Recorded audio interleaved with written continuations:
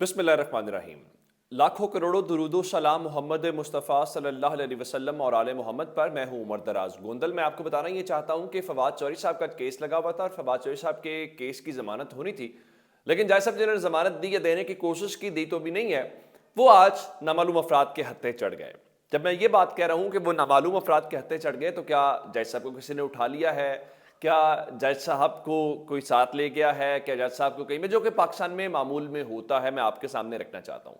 आज एक अजीबो गरीब वाक़या नामालूम अफराद कैसे हुआ कि ज़ाहिरन आपको ये नज़र आएगा कि ये मामला पुलिस का और अदालत का है, और अदालत अगर बुलाए और पुलिस ना आए, ऐसा हो नहीं सकता, क्योंकि तौहीन अदालत की कार्रवाई शुरू हो जाती है एक आम केस के अंदर भी पुलिस की। लेकिन फवाद चौधरी का मामला बिल्कुल एक अलग सा मामला है। आपको याद होगा कि लाहौर हाई कोर्ट के जज साहब जो हैं, उस दिन उन्होंने कहा कि फवाद चौधरी को पेश करें, लेकिन फवाद चौधरी को लाहौर की सबसे बड़ी अदालत या पंजाब की सबसे बड़ी अदालत के अंदर पेश नहीं किया गया था और उनको वो इस्लामाबाद ले गए थे। बिल्कुल ऐसा ही वाकया आज वहाँ पे पेश आया, और वाकया ये था कि आज उनके केस की समाअत थी, तो वहाँ पे इलेक्शन कमीशन ऑफ पाकिस्तान के वकील ने 2-3 रोज़ मांगे, लेकिन अदालत ने उसकी इस्तदा को मुस्तरद करते हुए कहा कि 12 बजे प्रोसिक्यूटर रिकॉर्ड के साथ पेश हो। लेकिन आज हैरान कुन तौर पे जो जज साहब हैं फैज़ान साहब, उनकी अदालत के अंदर आज चूंकि इस केस की समाअत थी, तो वहाँ पे कोई भी प्रोसिक्यूशन की जानिब से पेश नहीं हुआ, और अब इस तरह से जो जज साहब हैं वो कुछ भी करने से कासिर रहे। यानी हैरान कुन तौर पे कभी ऐसा हुआ नहीं है कि प्रोसिक्यूशन जब अदालत ने कोई तारीख मुकर्रर कर रखी हो और उनको बुलाया जाए और प्रोसिक्यूटर या जो भी जिसने भी आना है वो वहां पे पेश ना हो। अब कोई कार्रवाई आज फवाद चौधरी की जमानत के ऊपर नहीं हो सकी, और अदालत ने अब इस कार्रवाई को सेशन कोर्ट ने, और ये भी नहीं है कि कोई मैजिस्ट्रेट की अदालत थी, बल्कि एडिशनल सेशन जज की अदालत के अंदर कुछ नहीं हो सका, और इलेक्शन कमीशन के वकील ने कहा कि तैयारी नहीं, 2 दिन का वक्त दे दे। अदालत ने 1 दिन का वक्त दे दिया, और अब तफ्तीशी अफसर जो है वो अदालती हुक्म के बावजूद आज अदालत के सामने रिकॉर्ड समेत पेश नहीं हुआ, लेकिन अदालत ने कल 2:15 बजे तक इसकी समाअत को मुलतवी कर दिया। अब ये इस मुल्क का हाल है। आपको ज़ाहिरन ये लगेगा कि ये शायद इस किस्म का मामला है कि जनाब पुलिस पेश नहीं हो रही। बिल्कुल भी ऐसा नहीं है। तहरीक इंसाफ की जो लोग हैं आज सोशल मीडिया के ऊपर यही कहते हुए नजर आए कि आप ये काम ना करें, पीछे बैठ के पुलिस को ऐसे ही बदनाम कर रहे हैं। पूरी कौम को पता है, सबको पता है कौन ये नहीं होने दे रहा, कौन इतना जज साहब से भी ताकतवर है, कौन इस पुलिस से भी ताकतवर है जो इस मामले को बिल्कुल भी किसी अंजाम के ऊपर पहुंचने नहीं दे रहा। और मुल्क के अंदर जो फैसले हैं वो ज़ाहिरी बात है, जो ताकतवर लोग हैं, जो ताकतवर हल्के हैं, वो अपनी मर्जी के करवा रहे हैं। अवाम को उन्हें फ़र्क नहीं पड़ता कि अवाम क्या सोचते हैं, क्या करते हैं। ज़रा अंदाज़ा कीजिए कि आज एक केस के अंदर जो इलेक्शन कमीशन से जुड़ा हुआ केस था, तोशा खाना वाला, जिसमें उन्होंने नाअहली की, उसकी 7 फरवरी को उन्होंने तारीख मुकर्रर कर दी कि इमरान खान के ऊपर हम 7 फरवरी को फर्द जुर्म आयद करेंगे। दूसरे नंबर के ऊपर ज़रा तौहीन इलेक्शन कमीशन और चीफ इलेक्शन कमिश्नर का मामला है, और अब ये एक वाहिद मामला है कि एक शख्स के खिलाफ कहा जाता है कि एक जुर्म 2 बार उसके खिलाफ उसको ना सजा दी जा सकती है ना उसके खिलाफ मुकदमा। अब एक केस फवाद चौधरी के खिलाफ आज लगा हुआ था, वो भी इलेक्शन कमीशन की तौहीन है जी। उनको मुंशी क्यों कहा है, उनको ये क्यों कहा है कि ऊपर से फैसले आते हैं वो लिख के दे देते हैं। दूसरा केस कल है जी, एक तौहीन इलेक्शन कमीशन और चीफ इलेक्शन कमिश्नर का मामला है, और इमरान खान, फवाद चौधरी, असद उमर के खिलाफ इलेक्शन कमीशन जो है कल तौहीन के केसेस जो है उनकी समाअत करेगा। और खबरें ये हैं कि कल मुमकिना तौर पे इनको इश्तिहारी करार देने या वारंट गिरफ्तारी जारी करने के मुतल्लिक खबरें आ रही हैं। जो दोस्त हमें इस्लामाबाद से बता रहे हैं, उनका ख्याल ये है कि इमरान खान आज तो बच गए हैं कोई वारंट गिरफ्तारी जारी होने से, लेकिन शायद कल न बच सकें और कल इलेक्शन कमीशन उनके वारंट गिरफ्तारी जारी कर दे। और इलेक्शन कमीशन ऑफ पाकिस्तान के माशाल्लाह क्या ही कहने कि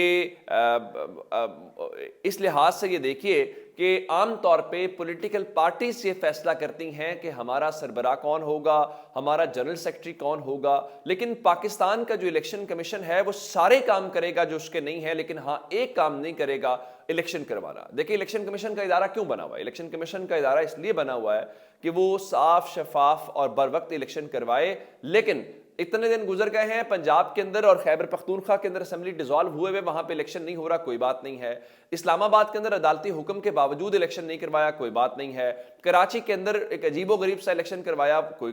بات نہیں ہے۔ وہ توہین الیکشن کمیشن کے کیسز بھی کریں گے۔ اب ایک کیس تھا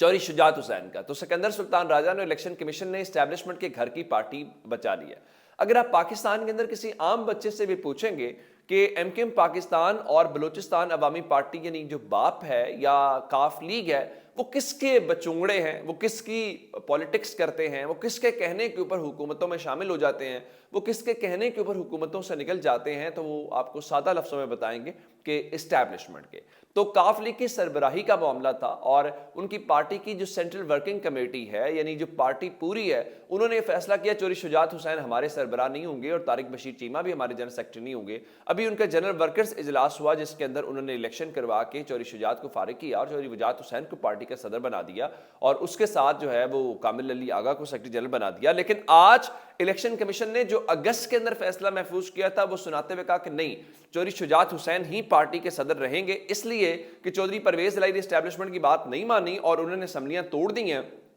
اور مونس سلائی بھی بات نہیں مان رہے، تو چوری شجاعت حسین جو کہ اسٹیبلشمنٹ کی بات بہت زیادہ مان رہے ہیں، وہ دنیا جہان کا کوئی بھی مسئلہ ہو تو وہ اس میں اسٹیبلشمنٹ کو ڈال لیتے ہیں، تو اس لیے وہی ضروری ہیں۔ تو الیکشن کمیشن آف پاکستان یہ کہہ رہا ہے کہ کاف لیگ جو ان کا ہے اس کے اندر اس کی کوئی حیثیت نہیں ہے سینٹرل ورکنگ پارٹی کی، اور آئندہ سے الیکشن کمیشن جس کو بتایا کرے گا وہ اس پارٹی کا سربراہ ہوا کرے گا۔ تو یہ تو موجودہ صورتحال ہے، اور جس طرح میں نے آپ کو بتایا کہ الیکشن نہیں کروانا، اب پتہ نہیں کہ عدالتیں بھی الیکشن کروا پاتی ہیں کہ نہیں کروا پاتی۔ وہ لاہور ہائی کورٹ کے اندر کیس کی سماعت ہے، آج 31 جنوری ہے، کل پرسوں چھوڑ کے 3 فروری کو لاہور ہائی کورٹ نے گورنر پنجاب کو بذریعہ پرنسپل سیکرٹری بلایا ہوا ہے۔ آج پاکستان تحریک انصاف نے 90 روز کے اندر الیکشن کروانے کے معاملے کے اوپر پشاور ہائی کورٹ سے بھی رجوع کر لیا ہے اور کہا گیا ہے کہ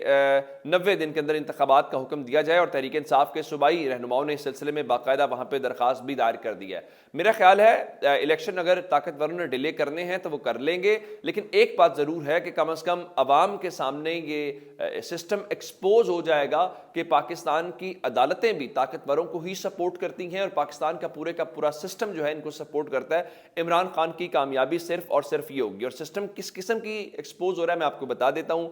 ٹرانسپیرنسی انٹرنیشنل ایک ادارہ ہے، اور ٹرانسپیرنسی انٹرنیشنل ادارہ کیا بتاتا ہے کہ اس وقت جو کتنے کرپشن ہے، اور اللہ ماشاءاللہ جو آپ کا کرپشن کے حوالے سے پرسپشن انڈیکس ہے اس کا بتانا یہ ہے کہ پاکستان میں پچھلے تھوڑے عرصے کے دوران کرپشن میں اضافہ ہوا ہے، اور آپ کا جو پرسپشن انڈیکس ہے وہ 140 کے قریب کہیں گھوم رہا ہے۔ تو اب آپ اس سے اندازہ کر لیجئے کہ دنیا کے اندر یہ جو ہم نے لوگ لے کے ہم آئے ہیں انہوں نے پاکستان کے ساتھ کیا کچھ کیا ہے، اور دوسری جانب ہم دنیا سے قرض چاہتے ہیں، دنیا ہمیں قرض کیوں دے جب آپ عیاشیاں کر رہے ہیں اور آپ کے پاس اس قسم کی صورتحال ہو۔ گو کہ آئی ایم ایف کی ٹیم آئی ہوئی ہے اور پہلے مرحلے کے اندر انہوں نے اسحاق ڈار کی جو خوش فہمی ہے اس کو ذرا دور کیا، وہ آپ کہیں گے کیسے؟ آج مذاکرات کا پہلا دور ہوا ہے وزارت خزانہ کے اندر، اور مذاکرات جاری ہیں، ابھی چند روز چلیں گے، اور آئی ایم ایف نے مالی نظم و ضبط پر سختی سے عمل کرنے کے اوپر زور دیا ہے، اور خبر یہ ہے کہ پاکستان نے یہ کہا ہے کہ ہم آپ کے مطالبات ماننے کے لیے تیار ہیں، لیکن مہربانی کریں ہمیں تھوڑا سا وقت دے دیں اور اس کے بعد ہم آپ کی تمام مطالبات جو ہیں وہ تسلیم کر لیں گے۔ جو اسحاق ڈار ٹی وی کے اوپر بیٹھ کے کہتے ہیں کہ آئی ڈونٹ کیئر اور میرا 25 سال کا تجربہ ہے، وہ صرف وہاں بیٹھ کے کہتے ہیں، لیکن زمینی حقائق اس سے بالکل مختلف ہیں۔ میں آپ کو پشاور سے متعلق خبر دینا چاہتا ہوں۔ پشاور کے اندر خبریں یہ آ رہی ہیں کہ ریسکیو آپریشن مکمل ہو گیا ہے، اور پشاور پولیس لائنز کے اندر جو شہداء کی تعداد ہے وہ 90 سے زیادہ ہے۔ پاکستان کا میڈیا اس کو تقریباً 93 رپورٹ کر رہا ہے۔ یہ ایک بڑا انفارچونیٹ ہے کہ اس کے اندر کنٹینیوسلی آپ کل سے دیکھ کے تعداد جو ہے وہ شہداء کی بڑھتی جا رہی ہے، لیکن اس بڑھتی ہوئی تعداد کے دوران آپ کو صرف ایک چیز نظر آئے گی کہ عمران خان کے اوپر فرد جرم عائد کر دیں، وہاں توہین الیکشن کمیشن، یعنی اس چیز کے باوجود بھی کوئی سیکھنے کو تیار نہیں ہے کہ ہماری غلطی کیا ہے۔ ہم بیٹھ کے ابھی بھی کوئی راستہ نکالے جس سے پاکستان کی کوئی بہتری ہو جائے، لیکن ہم نے وہ قسم کھائی ہوئی ہے کہ ہم نے وہ کام نہیں کرنا۔ اپنا بہت سارا خیال رکھیے گا، خدا حافظ۔